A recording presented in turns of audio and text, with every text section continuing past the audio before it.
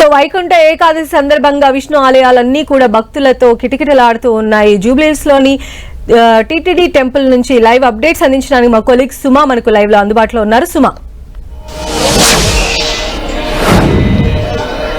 సంధ్య, వైకుంఠ ఏకాదశి ప్రస్తుతం జూబ్లీహిల్స్ టీటీడీ ఆలయంలో అంగరంగ వైభవంగా జరుగుతుంది. మనం తిరుమల తిరుపతి దేవస్థానంలో ఉన్నామా అనే విధంగా ఇక్కడ ఏర్పాట్లు అన్ని చేశారు. కొన్ని లక్షల పువ్వులతో ఇక్కడ ఆలయాన్ని ఎంతో అందంగా అలంకరించడం జరిగింది. రంగురంగుల విద్యుత్ దీప కాంతులతో ఈ ఆలయం దేదీప్యమానంగా వెలిగిపోతుంది. సంధ్య, వైకుంఠ ఏకాదశి రోజు స్వామివారిని దర్శించుకుంటే మోక్షం లభిస్తుందని భక్తులు ప్రగాఢంగా నమ్ముతుంటారు.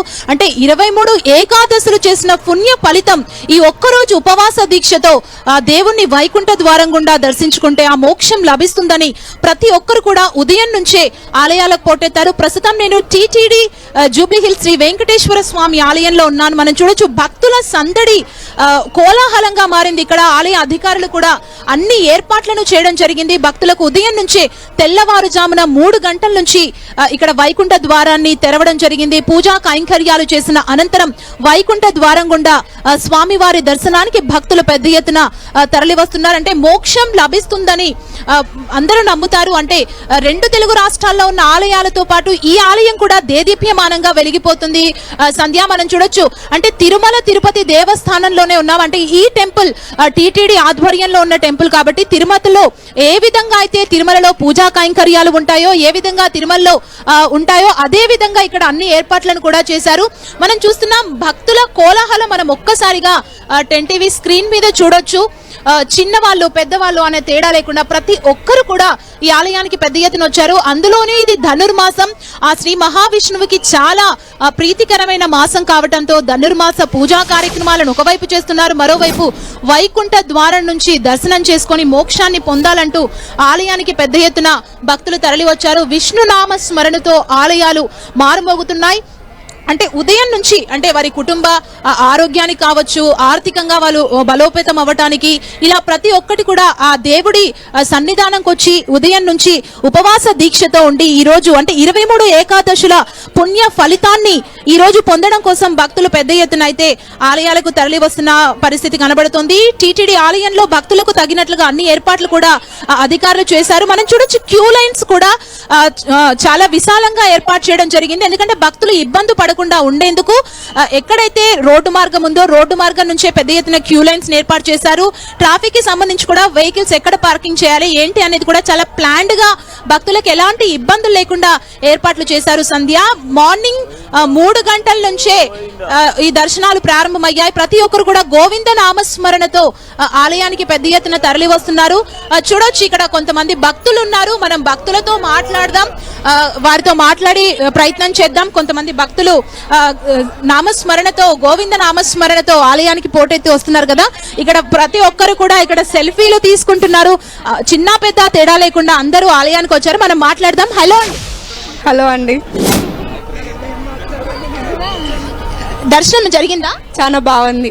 ఏర్పాట్లు ఎలా ఉన్నాయి? చాలా అంగరంగ వైభవంగా ఉంది. లాస్ట్ ఇయర్ కూడా దర్శనం చేసుకున్నారా? లేదు, ఫస్ట్ టైం హైదరాబాద్ లో మేము వచ్చాము. ఫస్ట్ టైం మేము ఇంతకు ముందు ఎప్పుడు అంటే టాక్ ఉండే, బట్ ఇప్పుడు చాలా బాగుంది. మీరు దర్శనం జరిగిందా? ఏర్పాట్లు ఎలా ఉన్నాయి? బాగా జరిగింది. పూలతో బాగా, ఫ్రూట్స్ తో అన్ని బాగా చేశారు డెకరేషన్.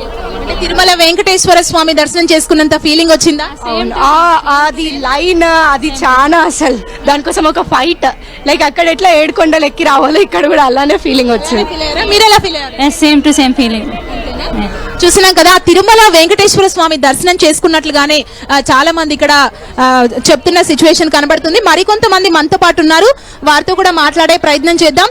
ఎందుకంటే ఉదయం నుంచే దర్శనాలు చేసుకుంటున్నారు కదా. హలో అండి, దర్శనం జరిగిందా? ఎలా జరిగాయి? ఏర్పాట్లు ఎలా ఉన్నాయి ఇక్కడ? బాగున్నాయి, బాగా జరిగింది.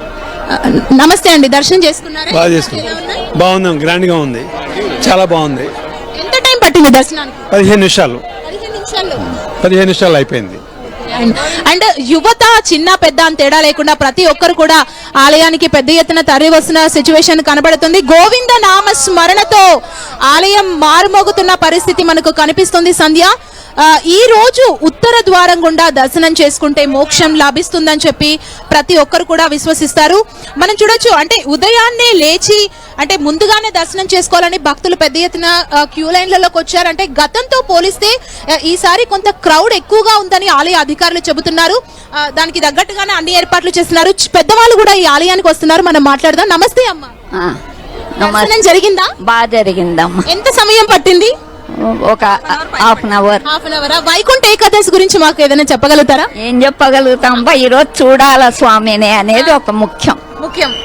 ఓకే, ఇక చూసాం కదా మనం, చిన్న పెద్ద కాదు ప్రతి ఒక్కరు కూడా ఇక్కడికి తరలి వచ్చి స్వామి వారిని వైకుంఠ ద్వారం గుండా దర్శనం చేసుకొని ఆ మోక్షాన్ని పొందాలంటూ పెద్ద ఎత్తున ఈ ఆలయానికి వస్తున్న సిచ్యువేషన్ కనబడుతుంది. సంధ్య, ఇది ఇక్కడున్న పరిస్థితి. Right, thank you Suma.